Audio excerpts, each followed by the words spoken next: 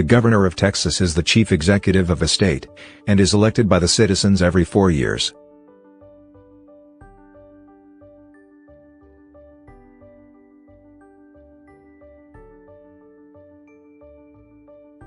Texas is one of only 14 states with no term limits. So the governor may serve as many terms as the voters will allow him, or her.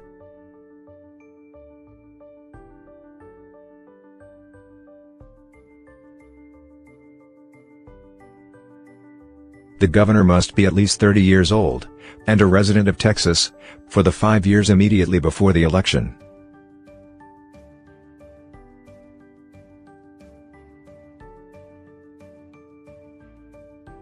The governor makes policy recommendations that lawmakers, in both the State House and Senate chambers, may sponsor and introduce as bills.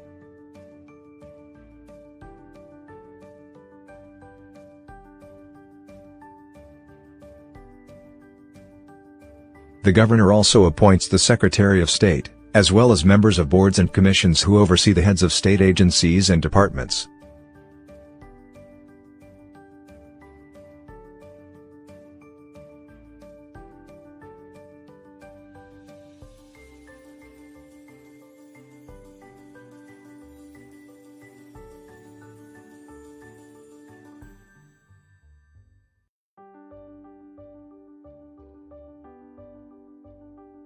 The governor has several powers granted him, or her, by the Texas Constitution and the Texas Legislature.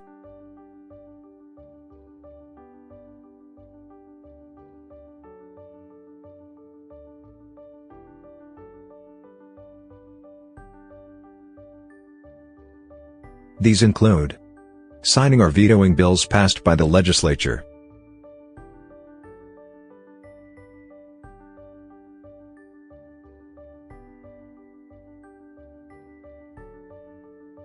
serving as commander-in-chief of the state's military forces,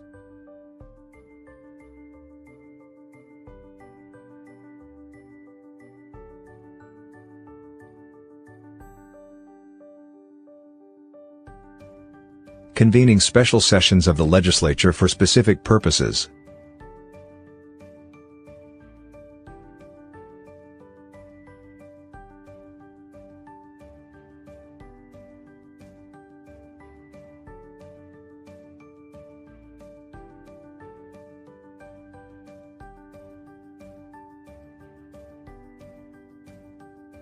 delivering a report on the condition of the state to the legislature at the beginning of each regular session,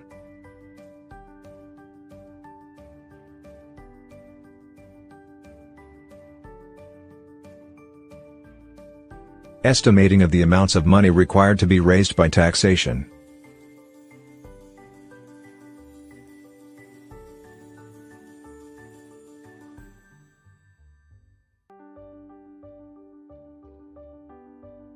accounting for all public monies received and paid out by him,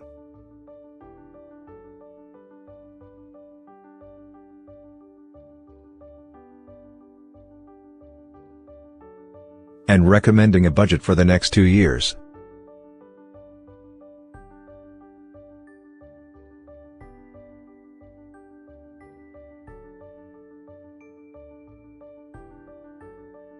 Granting reprieves and commutations of punishment and pardons, upon the recommendation of the Board of Pardons and Paroles, and revoking conditional pardons.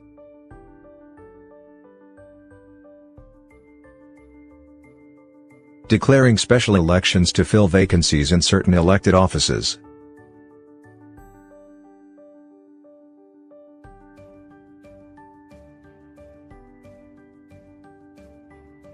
Appointing qualified Texans to state offices that carry out the laws and direct the policies of state government.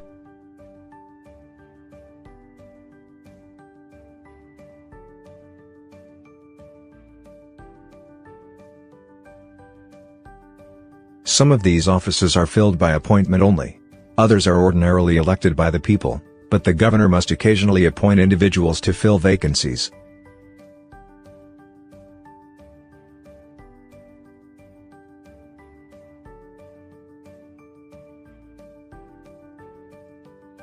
The governor also appoints Texans to a wide range of advisory bodies and task forces that assist him with specific issues.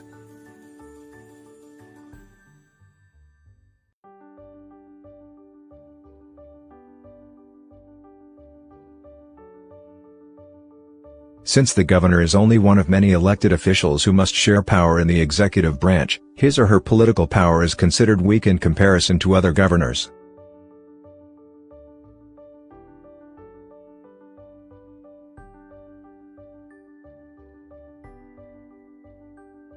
This principle is known as the plural executive and was specifically intended to limit the power of anyone elected to the executive branch of Texas government.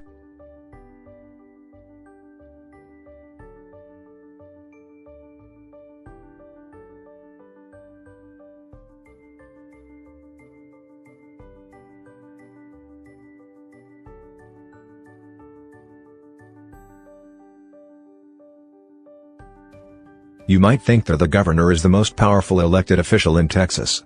But you would be wrong. The lieutenant governor is actually considered by most authorities as the most powerful elected official in Texas government.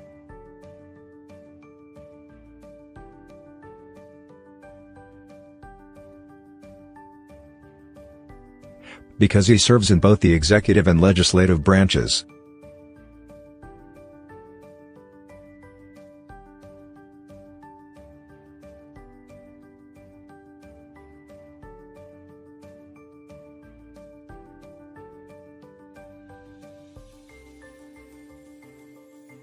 He serves as governor when the elected governor is out of the state, or is otherwise incapacitated.